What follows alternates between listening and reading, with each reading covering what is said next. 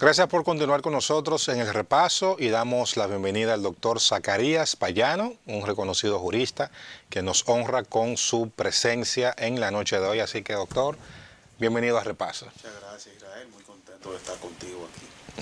Doctor, esta ha sido la semana de la rendición de cuentas del presidente Luis Abinader y la semana comenzó con la juramentación de la nueva Procuradora General de la República, Jenny Berenice Reynoso. ¿Cuáles son los desafíos que a grandes escalas se pueden esperar que ella tiene en ese nuevo reto que enfrenta? Porque ella está dentro del Ministerio Público desde hace mucho tiempo, pero no como la cabeza, como las funciones que tiene ahora. ¿Cuáles son esos desafíos Creo que lo primero es felicitarla por su designación, porque ella se ganó el puesto. Ella ha hecho carrera y lo ha hecho bien. Y por primera vez se nombra a una persona sin influencia política en esa posición. Para ella el reto es más grande porque ella conoce el monstruo por dentro. se le exige más? Claro, un procurador que viene de fuera no conoce las interioridades de lo que es la Procuraduría General de la República. La gente no se imagina el poder que tiene el procurador en este país.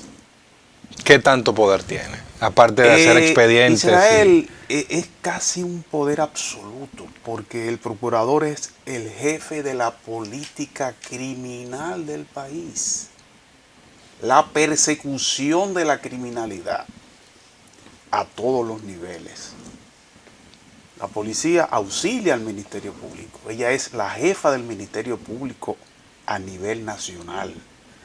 Desde el estamento más pequeño, que es el fiscalizador, hasta los procuradores fiscales, los procuradores de corte y la Procuraduría General de la República, que es la superestructura. Todo lo que se mueve en materia de expediente judicial, de delincuencia, de política criminal para perseguir el delito, para mantener la tranquilidad social, es responsabilidad De la de la Procuraduría. Procuraduría General de la República, en este caso de la Procuradora. Entonces a ella se le va a exigir más porque ella tiene mucho que dar, porque tiene mucho conocimiento, tiene mucha capacidad y tiene muchas vivencias. A ella tú no puedes venirle con ningún cuento porque se lo sabe todo y más, porque lo ha vivido. Ya. Uno ha litigado con ella y sabe cómo ella se desenvuelve, abierta, simple, humilde. Pero yo entiendo que uno de sus principales problemas a enfrentar ya es el desorden en las cárceles. El sistema penitenciario. Eso no puede seguir. Sí. Eso no puede seguir. No es posible que Bukele llegó y a los 2 meses ya había bloqueado la señal en las cárceles. ¿Por qué es tan difícil bloquear la señal en este país? No ha habido voluntad para hacerlo. Para eso no hay que modificar la Constitución, ni para nada. Una decisión de la Procuraduría transmitida al Indotel para que Y no, la señal. yo escuché en una ocasión que algo que ha generado un poquito de dificultad para la toma de esa decisión tiene que ver con los sectores alrededor, por ejemplo, de la cárcel de la Victoria, que bloquear la señal ahí implicaría también bloquear la señal en algunos lugares. Eso es una excusa, Israel. Existe demasiado tecnología para tú bloquear únicamente un segmento donde te interese y los demás no son interferidos. Okay. Lo que pasa es que dijo Roberto Santana en una ocasión que ahí se movían 8 millones de pesos diarios. Dios. Lo dijo él y nadie le dio seguimiento a eso y no pasó nada. Y tú no ves que Que no es loquito viejo. No, Roberto Santana es una persona con mucho prestigio en la sociedad dominicana. Una autoridad moral en el tema penitenciario en América Latina. No, y que fue rector de la universidad y Sí. nunca oíste hablar que hubo un escándalo en relación con él. Y ha estado siempre vinculado a los mejores intereses del país. Es una persona transparente en ese sentido. Y él lo ha dicho en varias ocasiones, reiteradas veces.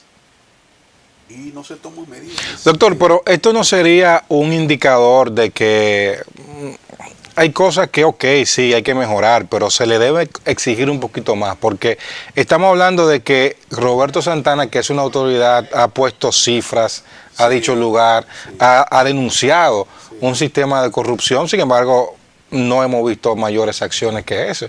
Y es una persona que está dentro de la Procuraduría, que pudo haber iniciado un proceso investigativo él es asesor del presidente en materia penitenciaria. Pero a él no es que le corresponde iniciar la investigación, él hizo la denuncia. No, yo digo la procuradora actual. Pero recuérdate que la procuradora que llevaron ahí viene del orden judicial. Ella no tiene vocación de fiscal. De perseguir. No, esa señora se introdujo en su despacho y tú nunca pudiste verla. Un procurador, un fiscal, tiene que ser una persona accesible, que tenga comunicación con la gente en el día a día. Pero esa señora, tú nunca la viste. No. En su despacho permanentemente. Como jueza. Sí, entonces como procuradora ella pudo haber tenido buenas intenciones, pero creo que pasará a la historia como la peor Procuraduría General de la República. ¿Peor que la de Jean Alain? ¿Cómo? ¿Peor que la de Jean Alain? Bueno, tal vez en el aspecto de corrupción no. Okay. No, Entonces, obviamente. Estamos hablando de lo administrativo. En lo administrativo no creo que hubo grandes diferencias, porque todavía aquí en este país se siguen reenviando las audiencias porque las guaguas de la Procuraduría no tienen gasolina para traer a los presos a las cárceles. Eso es una realidad. Entonces, Jenny Berenice tiene que enfrentar eso porque ella lo conoce. Son muchos, y tú has cubierto a la fuente judicial durante mucho tiempo, son muchos los expedientes que no se conocen porque la Procuraduría no traslada a los presos porque no tiene vehículo, y si tiene vehículo se dañan a mitad de camino o se quedan por gasolina. Y eso no es de ahora, y la procuradora que se fue eso no lo sabía, porque ella estaba en su despacho y no se enteraba de nada. Oh, pero tú no viste cuántos... La peor procuradora. Sí, yo creo que sí. ¿Cuántos empleados de la Procuraduría están sometidos en un expediente por quitar fichas de delincuentes de marca mayor? Imagínate tú cuando la iglesia está en manos de Lutero, como se dice. O sea, la responsabilidad que tiene Jenny Berenice para enfrentar desde la Procuraduría no es fácil. Entonces ella lo sabe todo y lo conoce todo porque lo ha vivido todo. Entonces ella... No coge cuento. No. Y en la práctica es así. Tú tratas un caso con ella y ella antes de recibirte ya lo conoce bien y tú no puedes venirle a querer vender gatos por liebre. Doctor, se le ha criticado a la procuradora la mediatización de muchos casos y de tratar de, primero, expedientes exageradamente voluminosos. Vimos lo que pasa con el tema del caso Jean Alain. Esta semana se aprobó la recusación a unos jueces, el caso tendría que empezar de cero. Pero también muchos critican que se mediatiza demasiado. No, hay un error a Israel ahí. Se ha querido vender la idea de que ese caso tiene que comenzar de cero. Eso es mentira. No, porque eso no va a volver a intrusión de nuevo. De la jurisdicción de juicio que no había comenzado, recusaron a esos jueces. Lo único que va a ocurrir ahora es que van a apoderar a otro tribunal colegiado. Pero en la misma instancia. Claro, pero no va a comenzar de cero, porque se ha querido vender esa idea. Eso es mentira. Y este programa está para orientar y decir la verdad. Y tú te caracterizas por eso. El proceso continúa en el estadio que se encontraba. Estaba en jurisdicción de fondo. Okay. Esos jueces no habían comenzado. Al comenzar los recusaron, se sobreselló, se detuvo el proceso. Se mantiene en el inicio de fondo. Claro, entonces ahora lo único es que en vez del cuarto colegiado va a otro tribunal colegiado. Tan simple como eso. Continúa donde se encontraba. Los expedientes tan voluminosos hay que buscarle una solución porque son inmanejables desde el punto de vista práctico. Ahora, ¿cuál es el argumento de ellos, de los fiscales? De Camacho, de Mirna y de Jenny Berenice básicamente. Sí. Que la multiplicidad de imputados. 40 imputados, personas físicas, 50 imputados, personas jurídicas. Cada uno de esos expedientes tú tienes que mezclarlos uno con el otro para poder vincular a uno, y las acusaciones son personales. Tú tienes que individualizar la acusación respecto de cada uno de ellos, porque si no lo hace, el expediente se te cae. Se cae. Porque dice la Constitución que la acusación debe ser precisa y debe ser individual. No pueden meterlo a todo en el mismo saco. No, no. Entonces, por eso es que al ser criminalidad organizada, hay tantas personas envueltas, tantas violaciones a diferentes leyes, y por eso que los expedientes se hacen tan voluminosos. Y no es porque los fiscales quieran, es por la necesidad. La necesidad. Cuando es un imputado, con 2 pruebas ya, tú tienes un imputado, 2 imputados. Pero la cantidad de imputados que ha habido en los expedientes por corrupción del gobierno, que uno ha tenido la oportunidad de participar en varios de ellos, no es fácil, y hay que ponerse en el pellejo de los fiscales que no tienen capacidad física ni de personal para dar abasto y cumplir con los plazos que establece el código para presentar la medida de coerción, para presentar la apertura a juicio dentro de los plazos, porque si no los expedientes se les caen.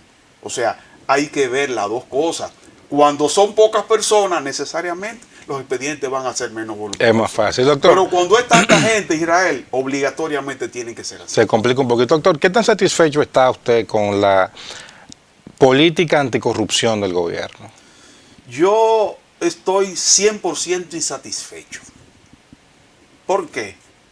Porque el presidente dijo que iba a aplicar la vara a todo el mundo igual.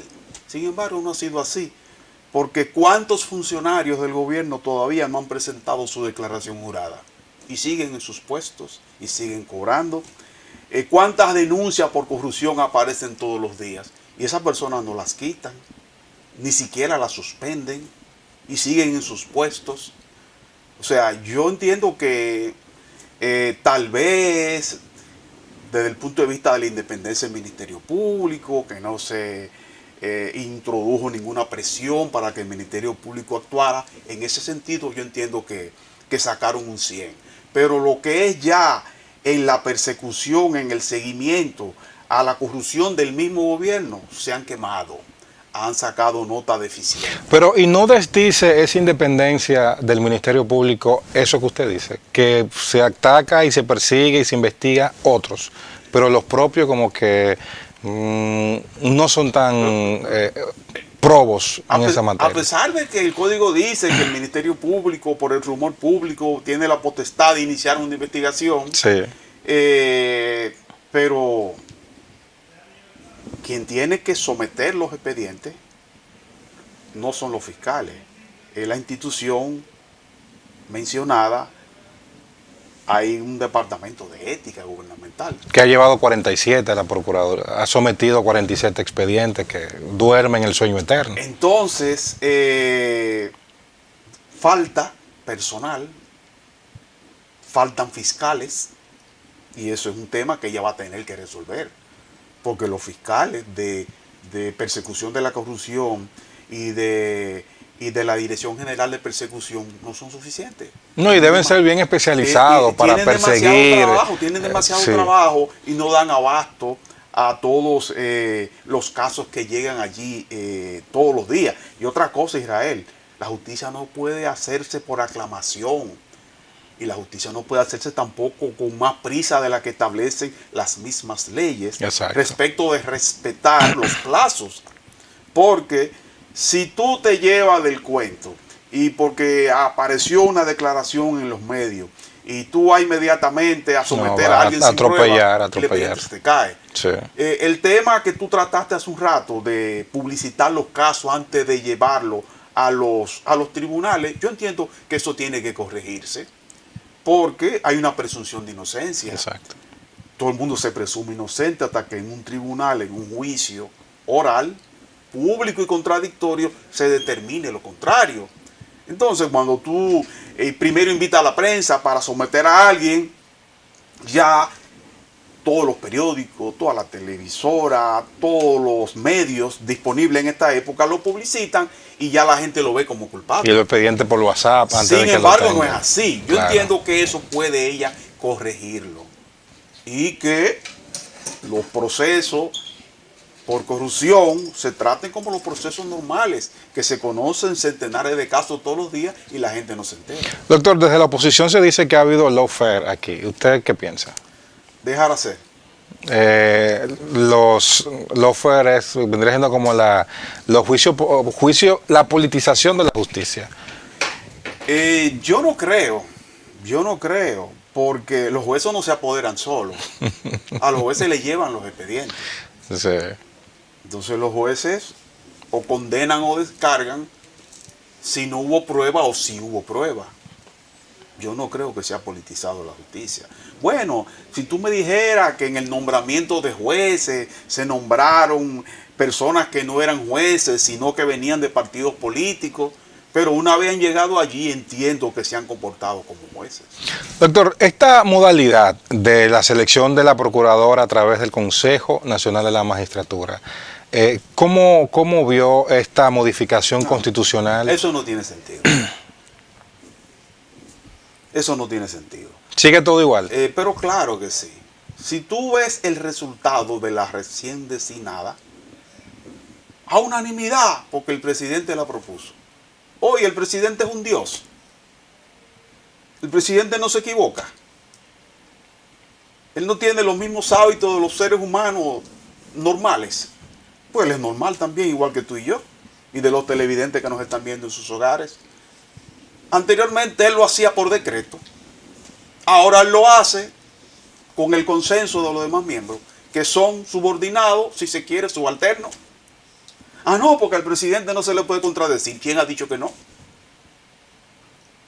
Si yo estoy allí y no estoy de acuerdo, yo voy a expresar mi punto de vista.